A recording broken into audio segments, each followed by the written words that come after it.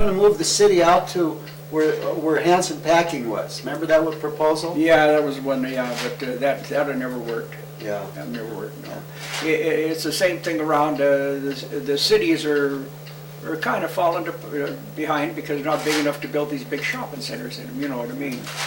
But it's just something out of the ordinary that somebody gets a brain idea that wants to do this or wants to do that, you know, and of course, the majority should rule, you know what I mean? You know, do you remember much about the bootlegging days in Butte? Oh, yeah. Was your dad a bootlegger? No, but I'll tell you one thing. My dad used to buy, hell, I can name you half a dozen old man liqueur out here back at Ball Butte there, back at Ball Butte now. I don't know who owns it now, but old man liqueur raised 11 kids out there, you know what I mean? And so we used to go down there, and my dad used to buy whiskey from me, you know what I mean, and used to put it in a 10-gallon crock, you know what I mean, a barrel, a 10 little oak deal, and then hang it in the chicken coop. And when my mother go pick up eggs for the chicken, my dad would tell her to swing it and hit it, and then to swing and slush it around. That would make good whiskey in the charcoal, you know what I mean. And old man liqueur, you know, we were up there one day playing up there, and we were all there playing, and all of a sudden we see this car down on the road where went to Basin Creek. It was stalled there, and all of a sudden we see this guy coming up, and what the heck it is, you know. So the guy come up, and Mr. LaCour was there, and my dad was there, and old man Pippin was there, and he walked up and he said, "Who's the boss here?" And Mr. LaCour says, "I am, sir." And he said, "Do you have a monkey wrench?" And old man LaCour says, "No, sir, we have a chicken wrench." You remember the old monkey wrench they used to have for tightening bolts? You remember that old monkey wrench they called it? You had the screw on and handle on it and a square deal like that there. And he said, "You have a monkey wrench." Well, the guy thought he said a monkey, M-O-N-K-E-Y, instead of a monkey wrench. He said, "No, this is a chicken wrench." and he was a bootlegger. And Billy Benear was a bootlegger. Antonoli was a bootlegger.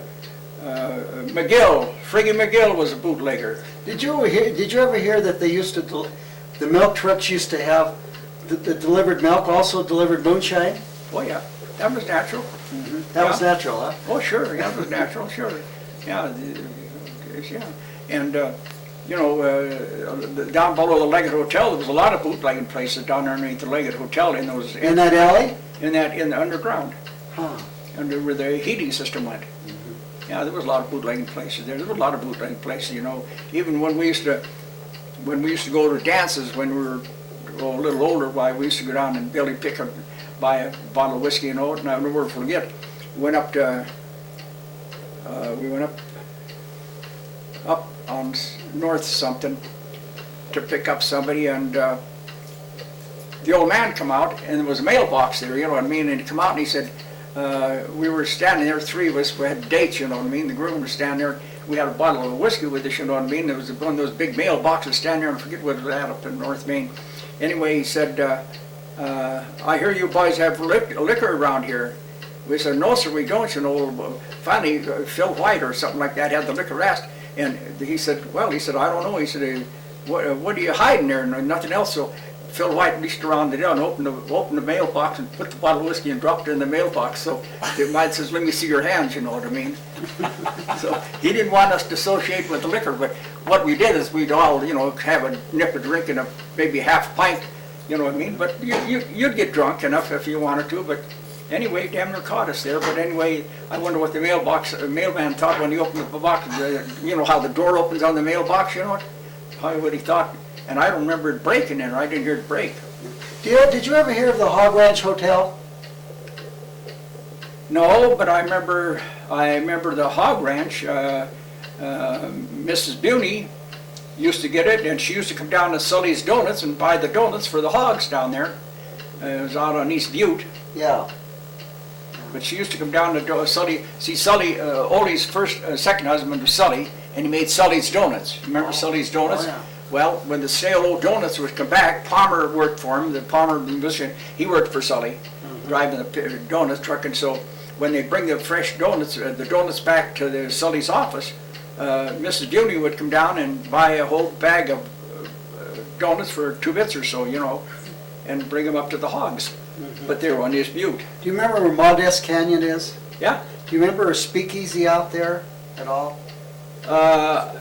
I heard of a speakeasy, but we had a lot of speakeasies here. We had one out at Bradford's, speakeasy down at Bradford's. Where's Bradford? Bradford's down here on the highway down here. We used to have hamburgers down there. It's on the new highway, off the new highway. Bradford's in. We used to take the girls down there for after the prom and buy them hamburgers down there. They made good hamburgers down there, and that was a speakeasy there. And another speakeasy was down at, you remember where the guy had the gas station? Were the Packed the 2 speakeasies, guns? were the speakeasies all on the outside of the city limits? As far as I know, yes. Yeah. There were none in the city limits. Not that I know of, no. None in the city, but they are the outlying districts, Now, where was the one that was a gas station and the guy had 2 guns? Where was that? Peterson's. It was on the old road going to Dillon, and he had a gas station there, and there were a lot of robberies occurring at them days. And it showed the picture in the paper when he had 2 45s here. And boy, he had never robbed, and was out in the outskirts of Rocker. And he had... Out by where the 1091 was? Right where the 1091 went. He's a gas station, a Conoco gas station there. And they showed him with these 2 45s on his hip, And they were robbing a lot of gas stations at that time. Remember, they killed a couple of people. Remember, they killed this person in the gas station down at down here where the lumber company is. Father and son have the lumber company. Where that cafe is down in the hollow there. What was the big gas station he had down there, open all night? And he used to sell worms and stuff like that.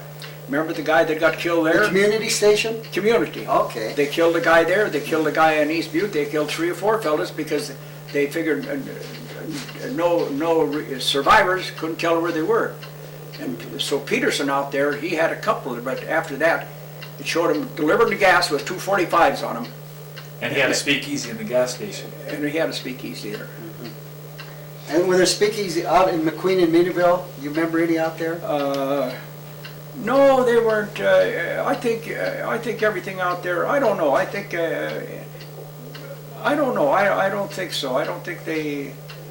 Everything's more or less wine and stuff down there. There was. I don't know, but. I wonder if about that. That was 18 miles out of Butte there. That was when the nicest hot springs, hot water. And it had a big pool there, just about, it was bigger than the Butte High pool.